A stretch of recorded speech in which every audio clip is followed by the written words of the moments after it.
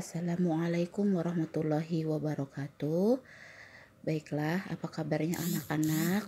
Semoga kita semua dalam keadaan sehat selalu. Amin.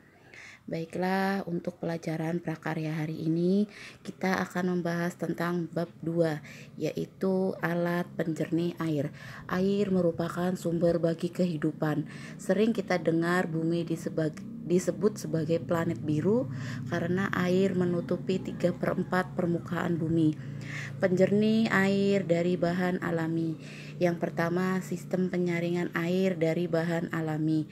Pengolahan air bersih sangat dibutuhkan demi kesehatan dan kelangsungan hidup manusia. Usaha ini sudah dilakukan dari dulu sampai sekarang. Kondisi air sudah sangat memprihatinkan.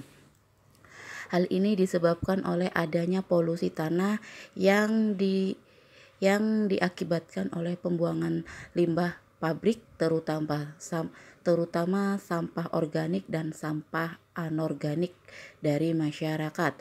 Penebangan pohon secara liar yang tidak terkendali juga tanpa memperhatikan keseimbangan alam juga berdampak pada kualitas air tanah. Adapun proses tujuan penyaringan air, yang pertama menghilangkan gas-gas terlarut, yang kedua menghilangkan rasa yang tidak enak, yang ketiga membasmi bakteri patogen yang sangat berbahaya, yang keempat memperkecil sifat air yang menyebabkan terjadinya endapan pada pipa saluran air. Ada beberapa cara sederhana untuk mendapatkan air bersih, yaitu yang pertama teknik penyaringan, di mana yaitu teknik saringan kain katun. Pembuatan saringan air dengan menggunakan kain katun merupakan teknik penyaringan paling sederhana atau paling mudah, hanya dengan menggunakan kain yang berbahan katun ya. Yang selanjutnya yaitu teknik saringan kapas. Teknik saringan air ini dapat memberikan hasil yang lebih baik dari teknik yang sebelumnya. Penyaringan kapas juga dapat membersihkan air dari kotoran dan organisme kecil yang ada di dalam air keruh. Selanjutnya yaitu aerasi. Aerasi merupakan proses penjernihan dengan cara mengisikan oksigen ke dalam air. Selanjutnya saringan pasir lambat.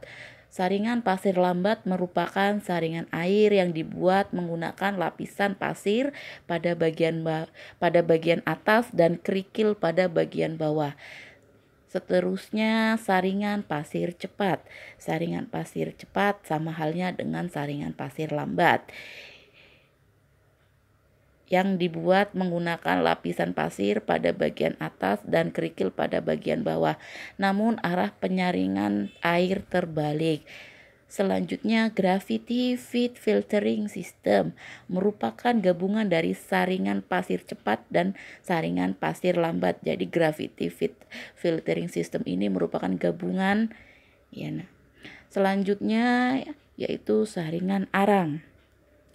Saringan arang dapat dikatakan sebagai saringan pasir arang dengan bahan tambahan 1 buah lapisan arang. Selanjutnya saringan keramik. Saringan keramik dapat disimpan dalam jangka waktu yang lama sehingga dapat dipersiapkan dan digunakan dalam jangka waktu yang lama atau sewaktu-waktu dapat ketika dibutuhkan. Yang selanjutnya saringan cadas. Saringan cadas mirip dengan saringan keramik. Air disaring menggunakan pori-pori batu cadas. Yang kedua yaitu teknik pengendapan. Pertama yaitu biji kelor. Biji kelor mengandung zat aktif yang mampu mengadopsi dan menetralisir partikel-partikel lumpur serta logam yang terkandung di dalam air limbah suspensi dengan partikel kotoran melayang di dalam air. Yang kedua yaitu tawas. Tawas berfungsi untuk memisahkan dan mengendapkan kotoran dalam air. Lama pengendapan sekitar 12 jam dan Dan fungsi dari tawas adalah menaikkan pH air. Selanjutnya kaporit. Kaporit berfungsi untuk memisahkan dan mengendapkan kotoran dalam air. Lama pengendapan sekitar 12 jam. Jadi hampir sama dengan tawas ya.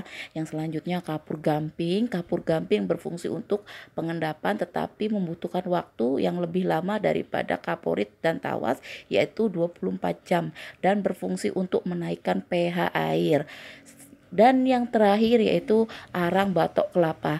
Bahan ini berfungsi untuk menghilangkan bau dan rasa tidak enak pada air serta menjernihkan air. Tugas untuk kalian yang pertama yaitu mengapa bumi dikatakan planet biru. Yang kedua yaitu sebutkan tujuan proses penyaringan air. Dan yang ketiga ada berapa macam cara sederhana untuk mendapatkan air bersih. Yang keempat sebutkan 9 macam teknik penyaringan. Dan yang terakhir atau yang kelima sebutkan dan jelaskan 3 macam teknik pengendapan. Selamat mengerjakan ya anak-anak, jangan lupa jaga kesehatan kalian.